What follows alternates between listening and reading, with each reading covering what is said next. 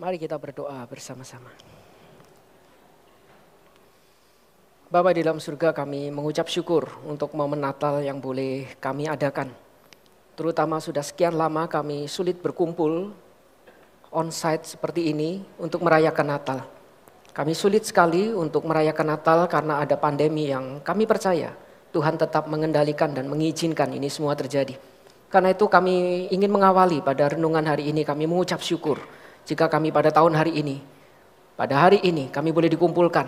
Dan kami percaya dikumpulkan bukan hanya sekedar kami itu merayakan Natal, tapi kami ingin memaknai kembali apa yang Tuhan itu ingin titipkan untuk kami itu hidupi di dalam momen Natal pada tahun ini. Karena itu Bapak berbicaralah bagi setiap kami pada hari ini. Kami percaya Tuhan itu bersuara, mengarahkan kami dan membentuk kami. Pakailah hamba-Mu dengan segala keterbatasan dan juga berkati setiap kami, urapi setiap kami. Sehingga kami boleh memiliki satu sikap hati seorang murid. Sehingga ketika firman-Mu itu diberitakan, kami itu betul-betul siap menyambut firman-Mu. Memasukkan firman-Mu, menggumulkan firman-Mu. Dan juga terlebih lagi menghidupi firman-Mu. Inilah doa dan permohonan kami yang kami ini panjatkan. Hanya di dalam nama Yesus Kristus. Amin. Shalom Bapak Ibu dan saudara-saudari yang dikasihi dalam Tuhan. Hari ini kita akan membahas satu tema, yaitu Aku Datang. Saya ambil dari kitab Nabi Yesaya pasal 1 ayat 1 sampai dengan ayat yang ke-9. Nanti saya akan masuk di dalam ayat-ayat yang lain, tapi kita fokus di dalam Yesaya pasal yang pertama ayat 1 sampai dengan ayat yang ke-9. Saya akan bacakan bagi Bapak Ibu dan saudara-saudari sekalian. Demikian firman Tuhan. Yesaya pasal pertama ayat 1 sampai dengan ayat yang ke-9. Ayat 1 sebagai pendahuluan dikatakan demikian firman Tuhan. Penglihatan yang telah dilihat Yesaya bin Amos tentang Yehuda dan Yerusalem dalam zaman Usia, Yotam, Ahaz, dan Hizkia, raja-raja Yehuda. Lalu isinya, dengarlah hai langit dan perhatikanlah hai bumi. Sebab Tuhan berfirman, aku membesarkan anak-anak dan mengasuhnya, tetapi mereka memberontak terhadap aku. Lembu mengenal pemiliknya, tetapi Israel tidak. Keledai mengenal palungan yang disediakan tuannya, tetapi umatku tidak memahaminya. Celakalah bangsa yang berdosa, kaum yang syarat dengan kesalahan, keturunan yang jahat-jahat, anak-anak yang berlaku buruk. Mereka meninggalkan Tuhan, menista yang maha kudus, Allah Israel, dan berpaling membelakangi Dia. Di mana kamu mau dipukul lagi, kamu yang bertambah murtad, seluruh kepala sakit dan seluruh hati lemah lesu. Dari telapak kaki sampai kepala tidak ada yang sehat. Bengkak dan bilur dan luka baru, tidak dipijit dan tidak dibalut dan tidak ditaruh minyak. Negerimu menjadi sunyi sepi, kota-kotamu habis terbakar. Di depan matamu orang-orang asing memakan hasil dari tanahmu. Sunyi sepi negeri itu seolah-olah ditunggang balikan orang asing. Putri Sion tertinggal sendirian seperti pondok di kebun anggur, seperti gubuk di kebun mentimun, dan seperti kota yang terkepung. Seandainya Tuhan semesta alam tidak meninggalkan pada kita sedikit orang yang terlepas, kita sudah menjadi seperti Sodom dan sama seperti Gomora. Demikian firman Tuhan. Bapak Ibu, kalau kita melihat Natal, momen Natal, seperti tadi kita juga melihat drama, biasanya Natal itu dirayakan itu dengan begitu banyak gemerlap, dan kita itu biasanya syaratkan dengan kita menambahkan lilin, karena kita percaya Natal itu seringkali dimaknai, yaitu terang yang datang ke dalam dunia. Dan terang ini kemudian kita ingin maknai dengan sebuah dekorasi, karena itu kita itu menghias rumah kita dengan ditambahkan lampu. Jika sebelumnya mungkin ruang tamu kita lampu, ya sudah lampu yang seadanya. Sekarang kita itu menambahkan, memasang beberapa lampu kalau perlu sampai di luar. Sehingga Natal itu kita itu maknai, yaitu terang itu datang ke dalam dunia. Bahkan bukan cuma rumah, seringkali juga gereja pun itu kita rela untuk menghabiskan uang dekorasi yang lebih banyak untuk menghadirkan dekorasi ini terang kemana-mana. Jadi mungkin sampai kalau perlu ke lobi gereja atau kalau perlu sampai ke gerbang depan. Semua itu kita warnai dengan semua lampu untuk menunjukkan kita itu sedang merayakan terang yang datang. Tapi kita lupa fenomena ini itu untuk apa? Fenomena terang yang datang ini, di balik fenomena terang ini apa yang sebenarnya terjadi? Kita lupa kalau Natal itu bukan hanya bicara sukacita. Kita pesta pora, lalu kita itu merayakan dengan bertukar kado. Tapi kita juga harus mengingat yang sering mungkin beberapa orang itu lupakan, terang ini datang untuk apa? Terang ini bagaimana dia datang? Kita itu lupa di dalam Natal itu ada kesadaran bahwa terang itu telah datang untuk mengusir kegelapan. Jadi ada kegelapan itu yang menguasai dunia, dan disitulah kemudian Tuhan kita itu rela mengosongkan dirinya untuk datang ke dalam dunia dan menerangi kita semua yang berdosa. Kita lupa kalau dekorasi Natal ini, terang ini sebenarnya menyimpulkan sesuatu, yaitu bagaimana kegelapan itu sudah begitu menguasai. Dan disitulah Tuhan itu justru dia memilih peduli dengan kita, dan dia itu datang menerangi kita. Ini juga yang dituliskan, dimulai oleh Yesaya. Yesaya itu menuliskan di dalam kitab Yesaya, di dalam bagian awal dia itu menekankan kondisi dunia yang begitu gelap. Jadi Yesaya itu menunjukkan yang dimaksud dunia gelap itu dengan dua aspek yang terjadi. Dia tuliskan di dalam bagian pertama, yaitu dunia itu ditekankan, dunia yang begitu gelap, penuh kehancuran. Disitulah Yesaya kemudian menuliskan, dengarlah hai langit dan perhatikanlah hai bumi. Berarti perhatikanlah semua ciptaan, baik di langit maupun di bumi. Seluruh ciptaan dengarlah dan perhatikanlah. Sebab Tuhan berfirman, aku itu membesarkan anak-anak dan mengasuhnya, tetapi mereka memberontak terhadap aku. Lembu itu mengenal pemiliknya, tetapi Israel tidak. Ini gambaran yang sangat menyedihkan. Keledai itu mengenal palungan yang disediakan tuannya, tetapi umatku tidak memahaminya. Ini dunia yang gelap menurut Yesaya. Dia mengungkapkan di dalam bagian awal kitabnya, dia menekankan dunia itu adalah dunia yang seperti ini. Ini dunia kita, dunia yang gelap. Dan di dunia yang gelap itu digambarkan yang pertama adalah dunia yang memberontak dan mengabaikan Tuhan. Jadi dikatakan Tuhan itu membesarkan, merawat anak-anak, mengasuhnya. Jadi bukan cuma melahirkan tapi mengasuhnya.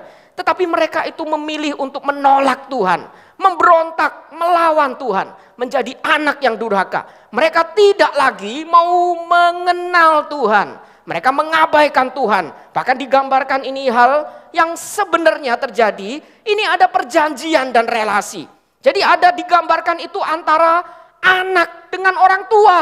Berarti ini bukan hanya sekedar melambangkan perjanjian Tuhan dengan umatnya, tapi digambarkan perjanjian itu relasinya begitu erat.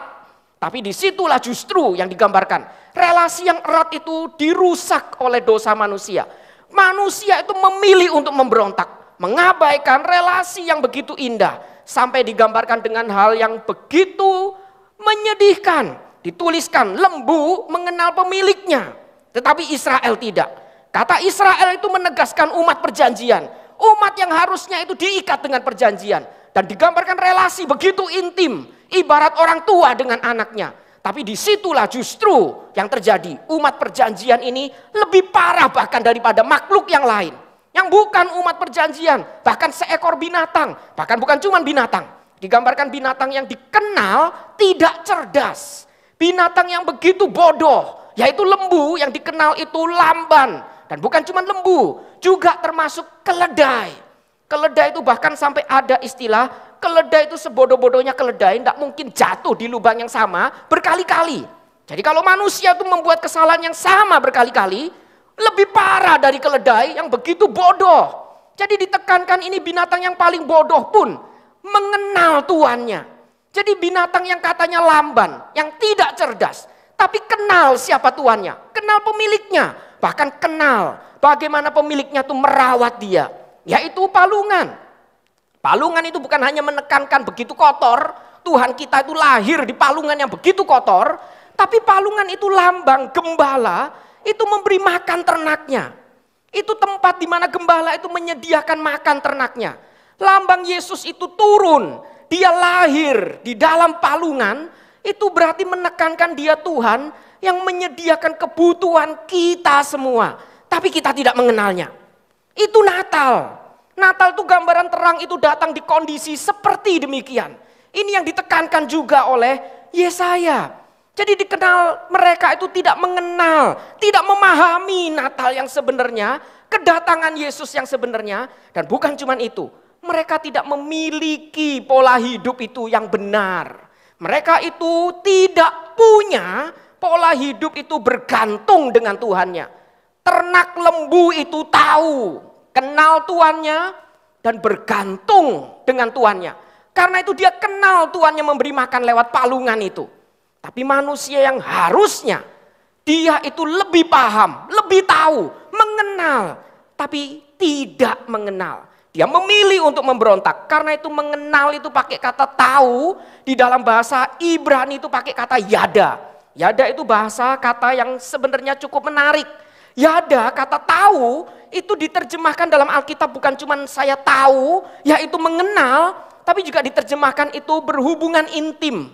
Seperti seorang suami dan istri, itu ketika berhubungan intim, dituliskan dalam Alkitab, maka suami itu menghampiri istrinya. Itu pakai kata yada juga.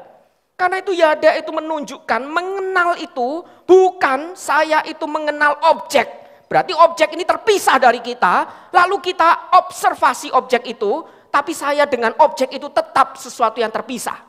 Mengenal itu adalah saya menyatu, berelasi dengan intim. Saya bukan cuma tahu tentang Tuhan, tapi saya itu mengenal Dia. Saya bukan hanya sekedar tahu presiden saya siapa, tapi saya punya pengenalan pribadi. Bisa mampir rumahnya, bisa menyapa dengan hangat. Itu relasi yang intim, itu ya ada. Harusnya umat Tuhan punya itu. Lembu saja tahu, keledai saja tahu. Tapi Yesaya menggambarkan umat Tuhan yang sudah jatuh dalam dosa, memilih untuk tidak mau tahu. Itu yang bahaya. Memberontak itu bukan sekedar kita tidak sadar, kita kenal. Tapi kita memilih untuk menyingkirkan Tuhan, mengabaikan Tuhan. Ignorance itu sesuatu yang jauh lebih bahaya. Penyakit yang lebih bahaya itu ignorance. Kita lihat gejala anak muda zaman sekarang. Yang paling bahaya itu bukan pemberontakannya saja, tapi ignorance-nya itu yang lebih bahaya. Dikasih tahu apapun, ignore. Tahu tapi tidak mau melakukan. Tahu tapi mengabaikan. Ini gambaran pertama yang Yesaya itu berikan. Tuhan kita itu datang di tengah-tengah kondisi seperti ini. Kondisi yang umat Tuhan itu jauh lebih parah. Bahkan dia memilih untuk memberontak dan mengabaikan Tuhan. Itu dunia yang gelap. Lalu dia lanjutkan lagi. Dunia yang gelap itu bukan cuman kita itu digambarkan memilih untuk memberontak dan mengabaikan Tuhan. Tapi dituliskan, celakalah bangsa yang berdosa. Kaum yang syarat dengan kesalahan. Keturunan yang jahat-jahat, semua ini celaka. Anak-anak yang berlaku buruk, mereka meninggalkan Tuhan. Menista yang maha kudus, Allah Israel. Dan berpaling membelakangi dia. Dia memilih untuk jalan sendiri. Dia memilih untuk tidak lagi mau dipimpin dan bergantung dengan Tuhan. Celakalah mereka semua ini. Di mana kamu mau dipukul lagi. Kamu yang bertambah murtad. Seluruh kepala sakit. Dan seluruh hati itu lemah lesu. Dari telapak kaki sampai kepala. Tidak ada yang sehat. Bengkak dan bilur dan luka baru. Tidak dipijit dan tidak dibalut. Dan tidak ditaruh minyak. Ini gambaran kedua. Dunia gelap itu bukan dunia yang memilih untuk mengabaikan Tuhan, menolak Tuhan, tapi dunia yang tidak lagi punya pengharapan. Bahkan digambarkan itu ini bukan cuman dunia yang menolak, tapi dunia yang celaka, tidak ada pengharapan lagi. Dunia ini digambarkan seperti seluruh tubuh itu penuh luka, penuh semua itu luka bilur yang tidak bisa disembuhkan, yang seolah-olah itu tidak dibalut, tidak ditaruh minyak, tidak bakal cepat sembuh. Dan itu justru muncul luka baru terus. Luka baru terus. Dunia yang makin parah. Ini gambaran yang kedua. Dunia yang gelap dilanjutkan kemudian negerimu. Dituliskan negerimu itu menjadi sunyi sepi. Kota-kotamu habis terbakar. Ini menggunakan satu gambaran di depan matamu. Orang-orang asing memakan hasil dari tanahmu. Sunyi sepi negeri itu seolah-olah ditunggang balikan orang asing. Jadi umat Tuhan yang harusnya merasakan berkat Tuhan. Sekarang seolah-olah tidak ada pengharapan, bahkan semua itu diambil, dirampas, hilang. Bahkan dituliskan Putri Sion tertinggal sendirian. Seperti pondok di kebun anggur. Seperti gubuk di kebun mentimun. Dan seperti kota yang terkepung. Tidak ada harapan.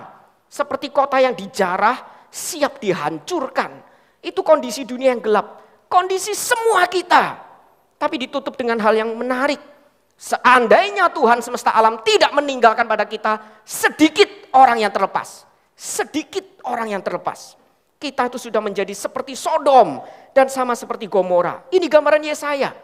Jadi digambarkan dunia ini bukan cuma sekedar menolak, memberontak pada Tuhan, tapi tidak ada lagi pengharapan. Dunia ini tidak lagi berpengharapan.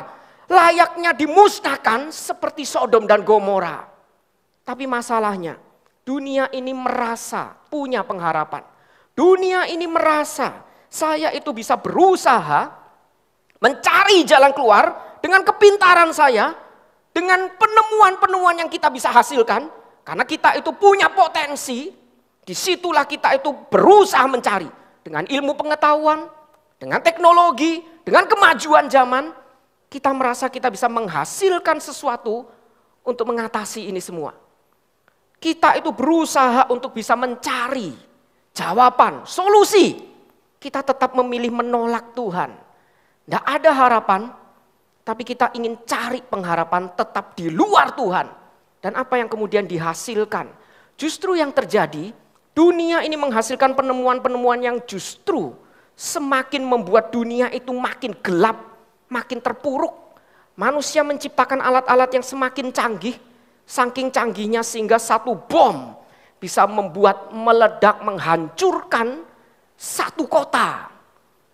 Dan disitulah kita melihat efek kehancurannya begitu besar. Teknologi, semua yang dibanggakan manusia. Semua yang dirasa itu bisa mencari jalan keluar melalui itu. Ternyata semua itu justru membuat semua makin gelap. Dunia makin tidak lagi ada pengharapan. Di tengah-tengah kondisi seperti ini yang ditekankan oleh Yesaya. Disitulah nanti dia mengatakan, terang itu kemudian lahir.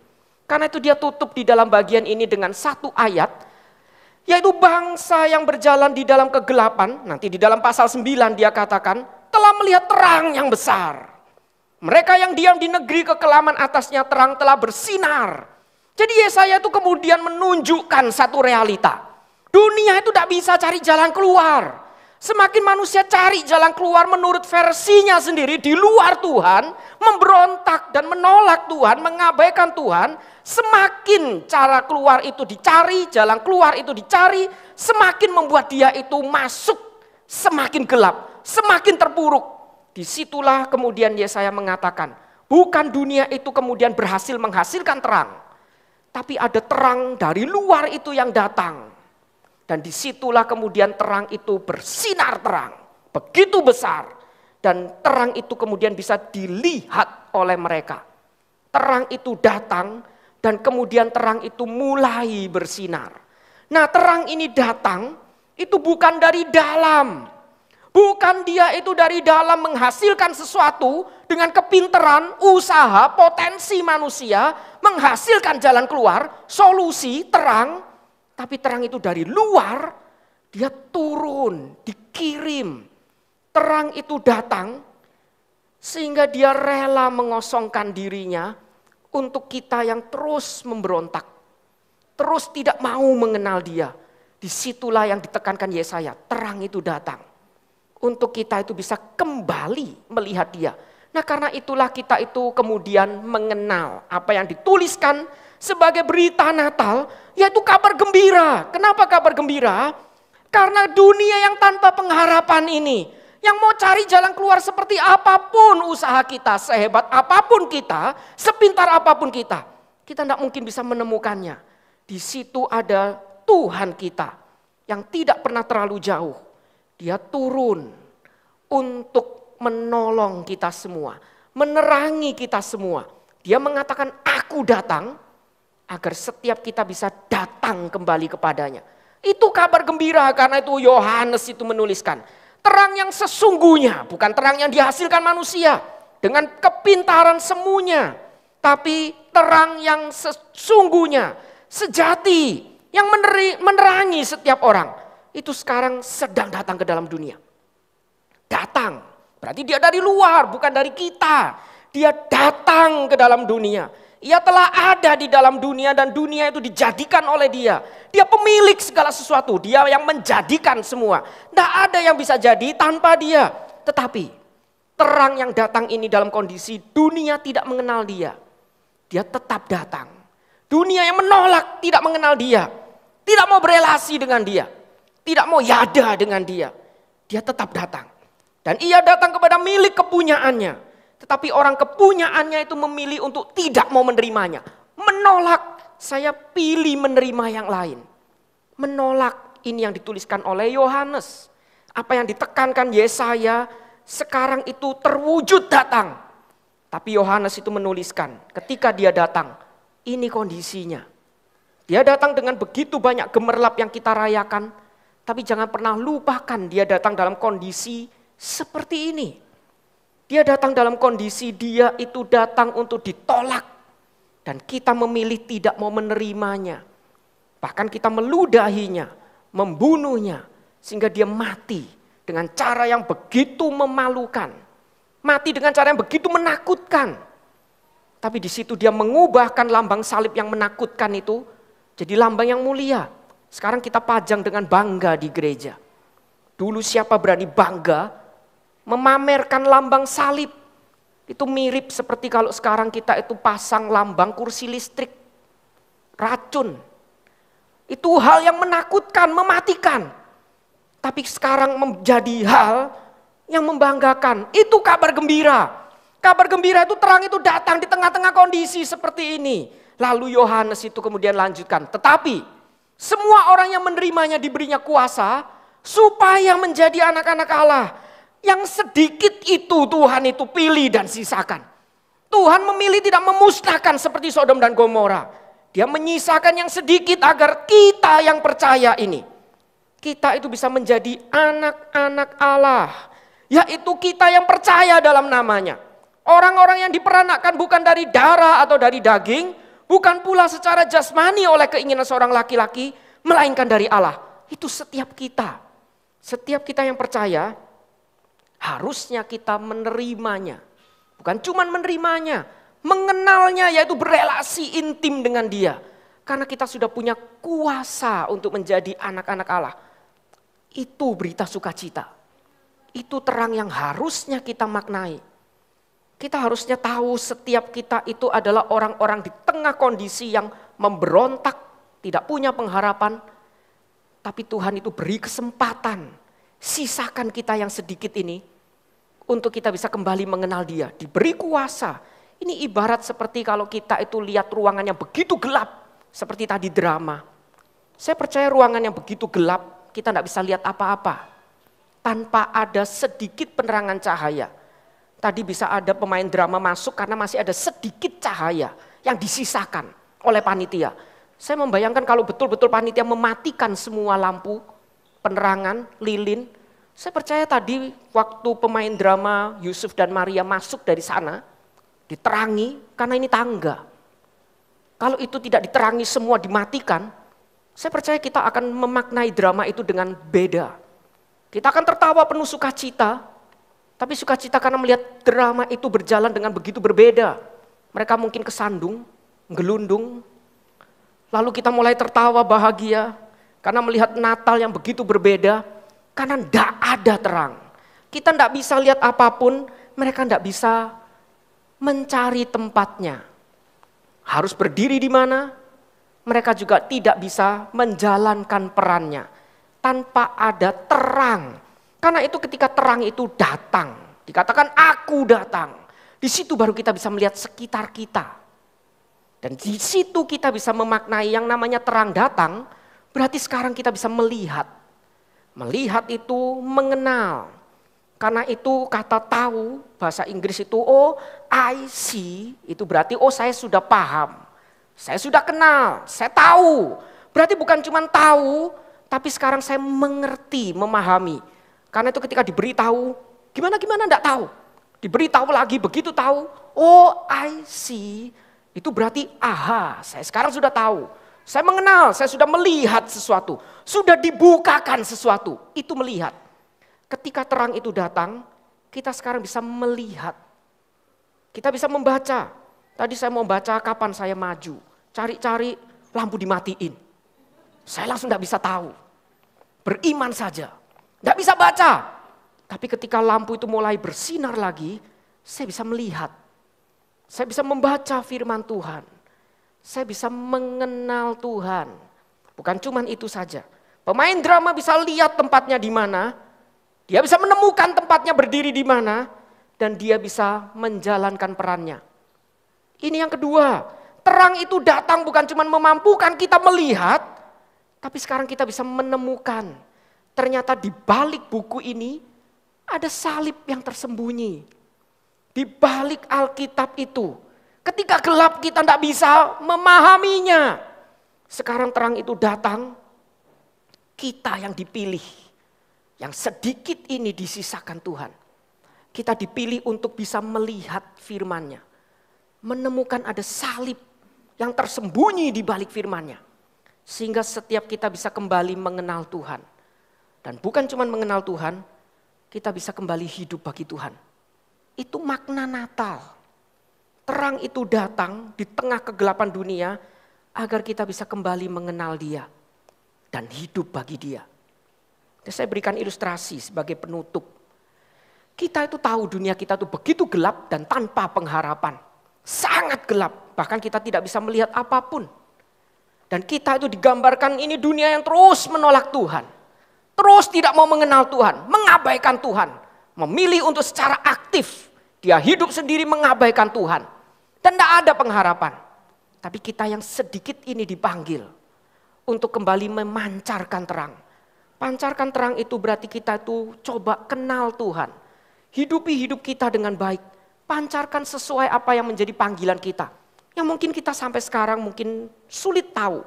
Kenapa ada yang terjadi seperti ini? Ini bentuk apa? Saya tidak tahu. Lakukan itu dengan setia. Kita dipanggil memancarkan terang, pancarkan itu. Di sebelah kita orang lain memancar lagi. Bentuknya tidak karuan. Yang penting dia pancarkan dengan setia. Dengan hidup dia yang mungkin penuh dengan masalah. Yang dia tidak bisa memahami kenapa Tuhan izinkan ini terjadi.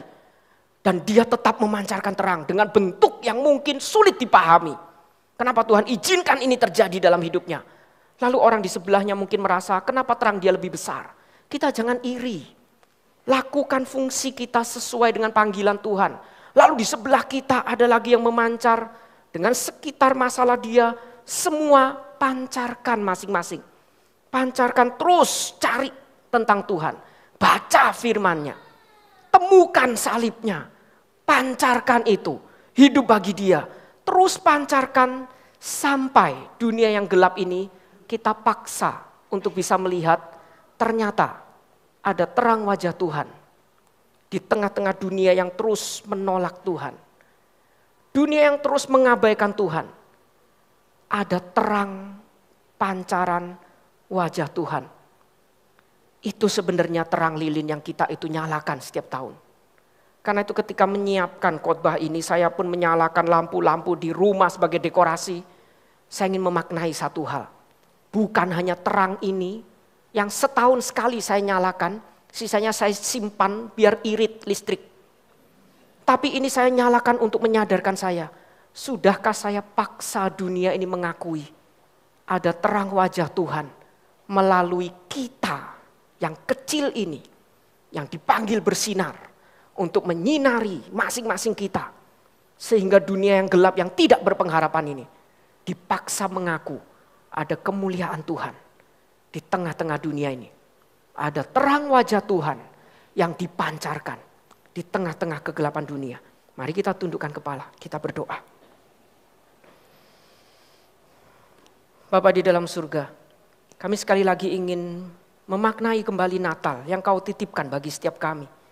Tahun demi tahun kami percaya, makna Natal itu luas dan limpah. Bukan hanya itu saja. Sehingga kami itu menjalankannya sekedar rutinitas. Sehingga kami mulai kehabisan lagi apa makna Natal yang Tuhan itu titipkan bagi setiap kami. Setidaknya tahun ini kami diingatkan. Terang itu bukan hanya fenomena terang yang kami itu rasakan dan lihat. Tapi terang itu mengingatkan kami. Melalui terang itu kami bisa melihat sesuatu di sekitarnya. Yang sebelumnya kami tidak bisa lihat. Kami tidak mampu lihat. Kami tidak mampu mengenali. Tapi ketika terang itu datang, sekarang kami bisa mengenali sekitar kami. Melihat ada apa di sekitar kami. Dan disitulah kami mulai bisa menghidupi kehidupan kami. Di ruangan yang sebelumnya gelap itu. Tapi karena ada terang yang sudah dipancarkan, kami bisa hidup dengan lebih baik di ruangan itu. Melihat dan melakukan sesuatu dengan lebih baik. Itulah makna Natal yang harusnya kami itu maknai. Sehingga kami tahu dunia itu terus menolak Tuhan. Dan dunia ini seolah-olah digambarkan oleh Yesaya tidak berpengharapan. Tapi Engkau menyisakan setiap kami sebagai pancaran-pancaran yang kecil ini. Asalkan kami mau mengenal Tuhan dan bergandengan tangan untuk memancarkan terang kami. Disitulah kami bisa memancarkan terang wajah Tuhan di tengah kegelapan dunia ini. Sehingga dunia yang gelap ini kami paksa untuk mengaku. Sehingga setiap lidah mengaku ada Tuhan di tengah masalah apapun. Di tengah kondisi apapun ada terang pengharapan wajah Tuhan yang kami juga bisa tawarkan bagi mereka. Agar mereka bisa menerima dan mereka juga bisa berbagian dengan kami bersekutu dan mengenal Tuhan di dalam pengharapan. Inilah doa dan permohonan kami yang kami ini panjatkan. Hanya di dalam nama Yesus Kristus. Amin.